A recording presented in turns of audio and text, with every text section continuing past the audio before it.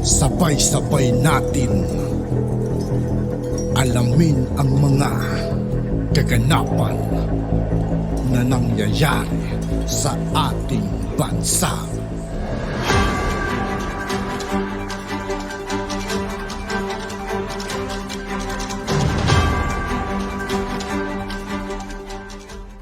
Yo, what's up mga kaibigan? This is I2K po again. Ngayon nandito naman ulit tayo sa channel ni Latest Headline PH. Dito naman ulit tayo magbibigay ng komento at reaksyon. Pero bago ang lahat ng yan mga kaibigan, sa lahat ng hindi pa nakasubscribe kay Latest Headline PH, mag-subscribe na po tayo at huwag nyo rin pong kalimutan mag-subscribe dito sa aking channel. Simulan na natin mga kaibigan, let's go!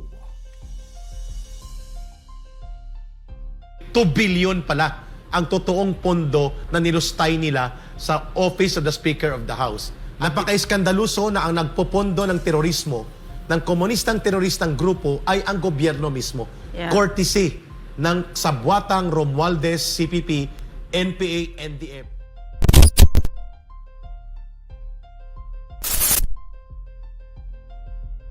Mainit na balita. Bilyones na perang nilustay ni Romualdez, binalikan ng SMNI. Sa buwatan ng Kongreso at mga kilusang komunista, ibinulgar. Sa kanilang bagong programa, ay muling binanata ni Ka Eric at Doc Lorraine Badoy ng SMNI ang mga naging dahilan kung bakit nga ba pinag-iinitan sila ng mga nasa taas na tuluyan pang umabot sa pagbawi ng prangkisa ng kanilang network. Kabilang na nga rito ay ang mga anomalyang kinasasangkutan ni House Speaker Martin Romualdez na di o manay umabot sa bilyones ang perang winaldas. Nagtanong tayo kung totoo ba na nagkaroon ng 1.8 billion pesos na travel expenses si Speaker Martin Romualdez. At ang tanong na yon, Bawal ba itanong yun, Eric? yun ang unang tanong, ma'am. Bawal ba yun? Hindi yun bawal. Bawal kay Martin Romualdez Sa kanya yun. bawal. At doon nagsimula. Mukhang Yes, hari parang si Martin hari. Romualdez. At doon nagsimula na kami po ay nagtanong dito sa SMNI. Mula doon, nakakita ng butas ang CPP, NPA, NDF. They brokered a tactical alliance with Speaker Martin Romualdez na nagkakaroon na ng political conflict sa mga Duterte na pinabayaan lang ni Bongbong Marcos Jr. na dapat siyang umayos dahil siya ang Pangulo ng bansa at puro niya ito mga kaalyado sa politika lalo na nung panahon ng eleksyon. Lumalim ito at sa pangingintriga at panunulsol ng CPP, NPA, NDF mula doon sa legal at lehitimong pag-release ng Office of the President ng 125 million pesos na Security and Confidential Fund na nanggaling mismo sa pondo ni Pangulong Bongbong Marcos Jr., inilaglag si Inday Sara Duterte sa new budget hearing na nagsimula noong May or June, May and June sinabmit, pero nagsimula ang hearing mga August 2023. At doon tinira nila ang 500 million Department of Education Security Fund against the communist infiltration and other threats sa sektor ng edukasyon at 150 million para doon sa Office of the Vice President. And mind you, Ma'am Lorena, Yes. ang Confidential Fund and Security Fund ng Office of the President ni Pangulong Bongbong Marcos Jr. is close to almost 7 billion pesos. But he was never questioned. He was never By questioned. his cousin. Yes. So makikita natin ang malisyusong maniobra. Doon po nagsimula ang lahat kung bakit umabot sa pagtatanong si Pangulong Rodrigo Duterte nang makita niya na pinagtutulungan ng isang malisyuso at well-orchestrated, well-funded, dirty, special political operations ang nangyayari sa kanyang anak. At nagkaroon po ng pagkakataon sa SMNI na magkaroon ng patas na pagbalanse. Ito yung tanong ni Ma'am Lorraine. Anong sabi ni Ma'am Lorraine? Sa kaninang pag-uusap namin, nagtanong si Pangulong Duterte na saan ang libro ng Kongreso at Senado dito sa Joint Resolution number 10 na liquidation by certification na dinadaya ang mga pondo by the billions at walang accounting and report na maayos at pinapalagpas ng COA. Dito nagsimula ang mga pagtatanong na yon, including ang 1.8 billion na tinanong natin na hindi pala kami nagkamali sa datos. Nagkamali lang kami sa mga figures, pero sa katotohanan kulang pa ang tinanong namin sapagkat Mas malaki. mahigit 2 billion pala ang totoong pondo na nilustay nila sa Office of the Speaker of the House. At ito ang sinasabi nila na nagpi-fake news ang SMNI at nangre-red tag. Ma'am Lorraine? Nabanggit din ang pakikipagsabwatan sa mga kilusang makakaliwa na talagang makikinabang sa pagkawala ng SMNI dahil nga ay talagang tahasan itong binubulgar ang kanilang mga propagandang ikinukubli. Kabilang na nga dito ay ang pagpondo ng pera ni Romualdez di umano'y kanyang asawa para sa mga kilusang makakaliwa. Inuulit-ulit ito, no? Kasi matagal na nangyayari ito, no? Itong corruption na ito. At habang nandito tayo, no, tayo ang buhay ngayon dito sa kasaysayan ng mundo, Tama. tayo ang buhay ngayon dito. At sandali lang tayo dito. Gusto ba natin iiwan itong ganitong bansa sa ating mga anak na kung saan itong sila J.J. Suarez ay pwede lang certification or itong worse even, sila Franz Castro, mga komunistang teroristang Na nagpupundo ng NPA. operatiba, yan, ang ibig sabihin, kasi kaya ako tinanong sa'yo, Eric, no? Anong ibig sabihin ng pagpondo ni Martin Romualdez at ni Yeda, yung kanyang asawa, ng Na CPP? committee, head ng Committee on Accounts. Doon dumadaan ang mga pundo at releases. Hindi na talaga uso ang delikadesa ngayon, no? So, ang ibig sabihin ng mga kababayan, ang mga anak natin ang namemeligro dito. Kasi ang CPP, NPA, NDF, ang pinaka-target nila ay Yes. ang mga anak natin. Correct. Okay. Ibig sabihin, napaka-iskandaluso na ang nagpopondo ng terorismo ng komunistang teroristang grupo ay ang gobyerno mismo. Yeah. Courtesy ng sabwatang Romualdez, CPP, NPA, NDF. Itanggi man niya o hindi at pinapalusutan niya, ang katotohanan ay nasusukat at nakikita sa aktual na kaganapan.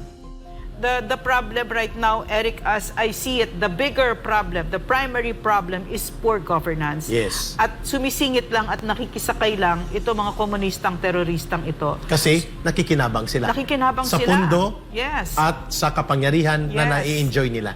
Yes, Correct yes. ka So dyan. ano yung ang nakikita nga natin ngayon, 'di ba? Ang naririnig natin, bilyon ang dina-download na pondo Yes. ni Martin Romualdez dito sa CPP party list na ito. Agree. No? At Grabe. yan ang himayin What does natin. that mean, Eric? What does it Ang mean? ibig sabihin yan po ay nagkakaroon ng malubha at malalim na pakikipagsabwatan ang isang seksyon ng liderato ng gobyerno sa ilalim ng administrasyon ni Pangulong Bongbong Marcos Jr., lalo na po ang House of Representatives kung saan nandoon ang malalaking pondo at malalaking budget operation ng gagaling na ang nakikinabang hindi lamang ang mga politikong ganid at sakim, kung hindi pati na ang kalaban ng gobyerno na mubudbudan sila And in ng mga fact- pundong ito. Yes, and in fact, no, Eric, no, they refuse to give an accounting na ayaw nilang magbigay ng explanasyon na maayos. Tama. Itong skandalosong certification na ito, nakakahiya. Hindi nila, pero they still refuse to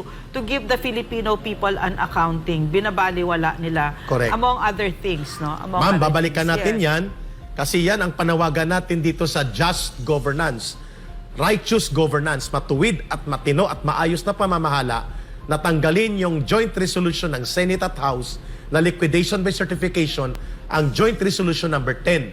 Hindi natin yan tatantanan sapagkat yan ay questionably illegal, unconstitutional at dapat tinatanggal yan dahil dyan nanggagaling ang kanilang panghuhut-hut ng pondo at kaba ng bayan na kawawang-kawawa ang sambayan ng Pilipino. Hindi din naiwasang mapag-usapan ang di umano'y labis-labis na paglabas ng mga ayuda sa pamamagitan ng iba't ibang programa na di umano'y gawa-gawa lamang kahit na hindi naman kailangan para lang hututan di umano ang kaba ng bayan at dinlangin at bilhin ang simpatya ng sambayanan. I spoke to some of our politicians na sobrang-sobra na daw ang pagbibigay ng ayuda. Buhos kung buhos daw. To the point na nag-iisip na sila kung ano-anong sektor para ma-justify yung ayuda. di pa nga ubos yung first tranche, may second tranche na. Correct. Talagang sinusubuan nila yung mga tao ng ayuda. Yan po ang mga gawain na wala po kaming tutol sa ayuda. Kung ang layunin ay para maampat ang paghihirap at kakulangan sa buhay ng mamamayan. Pero kung ang ayuda ay ginagamit para lituhin, linlangin, at bilhin ang loyalty ng taong bayan sa isang proyektong nakakaduda ang direksyon, lalo na ang People's Initiative at ang pananatili sa poder, term extension, at ang kanilang pagkakaroon ng maniobra sa saligang batas, at para malito at malinlang ang taong bayan ay bubuhusan nila ng ayuda, yan po ay immoral. Sapagkat niloloko mo na at niluluto sa sariling mantika ang taong bayan, hindi nyo pera yan, pondo ng mamamayan, dapat ginamit siya sa pangmatagalang solusyon. Hindi sa band-aid na ayuda nila. I also think, Eric, na yung mga ganyang klaseng ayuda is a sign of incompetence. No? Hindi mo alam ang trabaho mo at hindi mo alam kung paano magsilbi sa taong bayan. Correct. 500 billion para sa ayuda. How much did we spend for the pandemic? 230 billion. Kung alam For 3 mo, years. kung ikaw ay isang lingkod bayan na excellent executive ka, alam mo kung saan dadalhin yan para ang buong bansa ay aandar. Correct. Infrastructure, Modernization of livelihood. agriculture. Yes, the modernization of agriculture. Diba? All of that, marami. Schools, health centers, ibigay mo yan sa barangay development program at bubuti ang Pilipinas niyan. Pero sila, kasi ito mga politiko, napansin ko lang ito mga politiko na one trick ponies, ang alam lang nila puro pera, no? Bili ng mga boto, bili ng taong bayan. Yan din lang kasi ang kaya nilang, hindi talaga sila nagsisilbi, kaya hindi nila alam paano magsilbi sa taong bayan. Ito, Kaya magtatanong tayo, ma'am, may balita tayong natanggap. Yes. Na isang 3 kilometrong kalsada lang, 3.1 kilometers na kalsada, pinondohan ng mahigit 3 bilyon, 1 billion per kilometer. How much is it really? Kung ito ay totoo at naganap at we are getting records from DPWH na hindi nila dapat itago ito, nakakaduda ito kasi ang Barangay Development Program, road programs, ma'am, na 10 million is already can construct around 3 million. 3 kilometers na kalsada, 20 million. Pwede ka na mag-construct. Paano nagkaroon ng kalsada sa Leyte, diversion road daw ito, na nagtatanong ang taong bayan, o ipapatawag nyo naman ang Pilipinas nating mahal. Let's go. Wala nang Wala kinalaman ng natatakot dito. SMNI. Doon kami na lang ni Ma'am Lorraine ang ipapatawag nyo. Pero, questionably, sa distrito ni Martin Romualdez, 3 billion mahigit sa isang 3 kilometrong kalsada, yun po ang tinatawag nating iskandalusong mukha ng pangungurakot. Hindi natin sinasabi na kurakot si Martin Romualdez. Ang sinasabi natin, Sinasabi ko kung totoo siguro.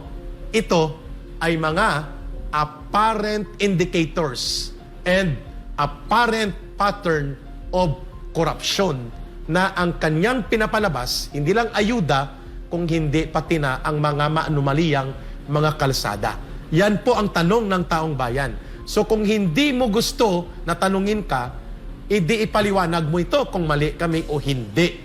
Itong pumakalat ngayon sa social media na 3-kilometer road diversion project with 3 billion mahigit na pondo. Ma'am, Or baka Eric si Pharaoh siya, papahuli. At yun nga po mga kaibigan, dito po nagtatapos ang ating reaction video. Muli ako po si I2K ng Sundalo ng Dunggalo. Maraming salamat sa patuloy na pagsuporta. Jin, peace out.